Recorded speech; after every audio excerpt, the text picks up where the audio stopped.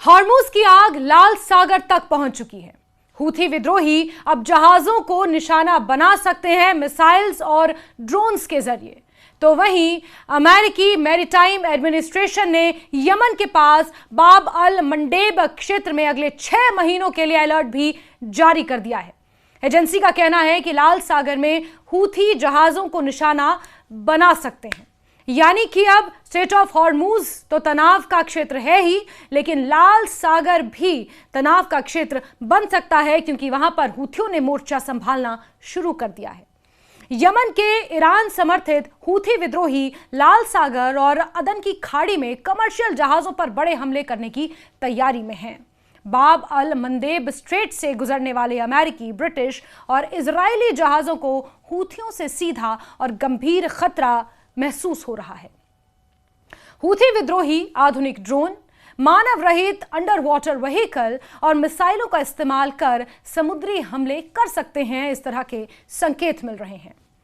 दरअसल middle east में जारी तनाव और संघर्ष का असर अब सिर्फ क्षेत्रीय सीमाओं तक सीमित नहीं रहा, बल्कि इसका प्रभाव वैश्विक स्तर पर साफ दिखाई देने लगा है। खासकर समुद्री व्यापार और ऊर्जा आपूर्ति पर इसका गहरा असर पड़ रहा है। इसी संदर्भ में अमेरिका की समुद्री सुरक्षा से जुड़ी संस्था मैरीटाइम एडमिनिस्ट्रेशन यानी कि MARAD ने हाल ही में एक महत्वपूर्ण चेतावनी जारी की है। इस चेतावनी में कहा गया है कि यमन के ईरान समर्थित हूथी विद्रोही आने वाले समय में लाल सागर और अदन की खाड़ी में कमर्शियल जहाजों पर बड़े हमले कर सकते हैं। ये चेतावनी न सिर्फ समुद्री कंपनियों के लिए चिंता का विषय है, बल्कि पूरी दुनिया की अर्थव्यवस्था के लिए भी एक गंभीर संकेत है। दरअसल लाल सागर और अदन की खाड़ी वैश्विक व्यापार के सबसे अहम समुद्री मार्गों में शामिल है। एशिया, यूरोप और अफ्रीका के बीच होने वाला एक बड़ा हिस्सा इसी रास्ते से गुजरता है। खासतौर पर तेल और गैस के टैंकरों के लिए यह मार्ग बेहद महत्वपूर्ण है।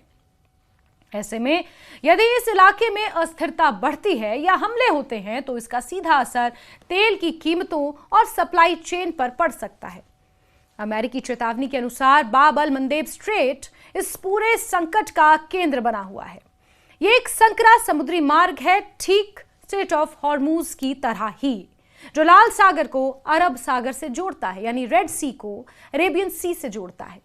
इसकी भौगोलिक स्थिति इसे रणनीतिक रूप से बेहद अहम बनाती है। इसे आंसुओं का द्वार भी कहा जाता है, क्योंकि इतिहास में यहां कई संघर्ष और दुर्घटनाएं हुई हैं। यह स्ट्रेट अपने सबसे संकीर्ण हिस्से में केवल लगभग 18 मील चौड़ा है और जहाजों के आवागमन के लिए केवल 2 मील चौड़े चैनल ही उपलब्ध हैं। यही वजह है कि यहां से गुजरने वाले जहाज बेहद आसान निशाना बनाए जा सकते हैं। अमेरिकी एजेंसी ने विशेष रूप से चेतावनी दी है कि इस क्षेत्र से गुजरने वाले अमेरिकी, ब्रिटिश और इजरायली जहाजों को हूथी विद्रोहियों से सीधा और गंभीर खतरा है।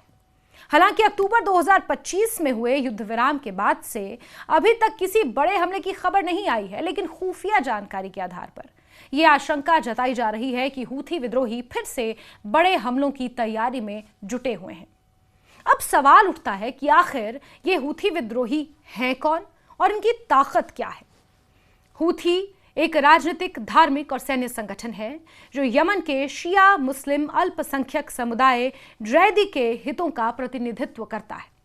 यह संगठन पिछले कई वर्षों से यमन की सरकार और उसके सहयोगियों के खिलाफ संघर्ष कर रहा है।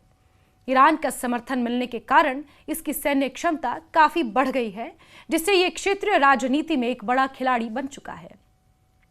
हूथी विद्रोहियों की रणनीति समय के साथ साथ बदलती रहती है। पहले वो मुख्य रूप से छोटे हथियारों, नावों और स्थानीय स्तर की लड़ाई पर निर्भर थे, लेकिन अब उन्होंने आधुनिक तकनीकों को अपनाना शुरू कर दिया है। अमेरिकी चेतावनी में कहा गया है कि हूथी विद्रोही अब ड्रोन, मिसाइल और मानव रहित समुद्री उपकरणों का इस्तेमाल कर सकते हैं। इनमें सबसे खतरनाक है UAV यानी अनमैन्ड एरियल व्हीकल। यह एक ड्रोन है जो हवा में उड़कर जहाजों को भी निशाना बना सकता है। इसके अलावा अनमैन्ड सरफेस व्हीकल यानी USV यानी पानी की सतह पर चलने वाले ड्रोन और UUV यानी अनमैन्ड अंडर वाटर व्हीकल यानी पानी के अंदर चलने वाले ड्रोन भी उनके पास मौजूद हो सकते हैं। ये तकनीकें पारंपरिक सुरक्षा उपायों को चुनौती देती हैं, क्योंकि इनका पता लगाना और इन्हें रोक पाना बेहद मुश्किल होता है। इतना ही नहीं, हूथी विद्रोही बैलिस्टिक और क्रूज मिसाइलों का इस्तेमाल भी कर सकते हैं। ये मिसाइलें लंबी दूरी से सटीक हमला करने में सक्षम होती हैं। हाल ही में उन्होंने इजराइल पर बैलिस्टिक मिसाइलें दागकर यह संकेत दिया कि वो अपने सैन्य अभियान को और आक्रामक बनाने के लिए तैयार हैं। अगर हम पिछले कुछ वर्षों के रिकॉर्ड्स पर अगर नजर डालें तो हूथी विद्रोहियों का ट्रैक रिकॉर्ड काफी चिंताजनक रहा है। नवंबर 2023 से अक्टूबर 2025 के बीच उन्होंने 100 से ज्यादा हमले किए, जिनमें 60 से ज्यादा देशों के जहाज प्रभावित हुए। इन हमलों में कई जहाजों को नुकसान पहुंचा, कुछ को डुबो दिया गया और कई नाविकों की जान भी चली गई। जुलाई 2025 में दक्षिणी लाल सागर में 2 जहाजों को डुबो दिया गया, जिनमें 4 नाविकों की मौत हुई। वहीं अगस्त 2025 में सऊदी अरब के तट के पास एक इजरायली सहयोगी जहाज पर हमला किया गया। सितंबर 2025 में ही एक डच मालवाहक जहाज पर मिसाइल हमला हुआ, जिसमें एक नाविक की जान चली गई। ये घटनाएं इस बात का स्पष्ट संकेत है कि हूथी विद्रोही समुद्री मार्गों को निशाना बनाने में पूरी तरह सक्षम हैं। इस पूरे संकट का सबसे बड़ा असर वैश्विक अर्थव्यवस्था पर पड़ सकता है। यदि लाल सागर का यह मार्ग असुरक्षित हो जाता है तो जहाजों को लंबा और महंगा रास्ता अपनाना पड़ सकता है, जैसे अफ्रीका के दक्षिणी सिरे केप ऑफ गुड होप के जरिए यात्रा करना। इससे समय और लागत दोनों बढ़ेंगे, जिसका सीधा असर उपभोक्ताओं पर पड़ेगा। तेल की कीमतों में बढ़ोतरी इसका सबसे सीधा उदाहरण है। जब भी इस क्षेत्र में तनाव बढ़ता है, बाजार में अनसर्टेनिटी यानी कि अनिश्चितता बढ़ जाती है और तेल की कीमतें तेजी से उछाल मारती हैं। इसका असर न सिर्फ पेट्रोल डीजल की कीमतों पर पड़ता है, बल्कि परिवहन, उत्पादन और रोजमर्रा की वस्तुओं की कीमतों पर भी पड़ता है। इसके अलावा समुद्री बीमा की लागत भी बढ़ जाती है। जब किसी क्षेत्र को हाई रिस्क जोन घोषित किया जाता है तो वहां से गुजरने वाले जहाजों के लिए बीमा प्रीमियम कई गुना बढ़ जाता है। इससे व्यापार की लागत और ज्यादा बढ़ जाती है और सबसे बड़ी बात यह है कि ये वो सेक्टर है जिस पर बहुत ज्यादा लोगों का डायरेक्टली ध्यान नहीं जाता। कुल मिलाकर यह स्थिति केवल एक क्षेत्रीय संघर्ष नहीं रह गई है, बल्कि ये वैश्विक सुरक्षा और आर्थिक स्थिरता के लिए एक बड़ी चुनौती बन चुकी है। अमेरिका और उसके सहयोगी देशों के लिए यह जरूरी हो गया है कि वो इस क्षेत्र में अपनी समुद्री सुरक्षा को मजबूत करें और संभावित हमलों को रोकने के लिए ठोस कदम उठाएं। दूसरी ओर अंतर्राष्ट्रीय समुदाय को भी मिलकर इस संकट का समाधान निकालने की जरूरत है। कूटनीतिक प्रयासों, बातचीत और क्षेत्रीय सहयोग के जरिए ही इस तरह के खतरों को कम किया जा सकता है। यदि समय रहते कदम नहीं उठाए गए तो इसका असर आने वाले समय में और भी ज्यादा गंभीर हो सकता है। इस पूरे घटनाक्रम से एक बात तो साफ है कि आधुनिक युद्ध अब सिर्फ जमीन तक सीमित नहीं रहे, बल्कि समुद्र और तकनीक के नए आयामों तक फैल चुके हैं।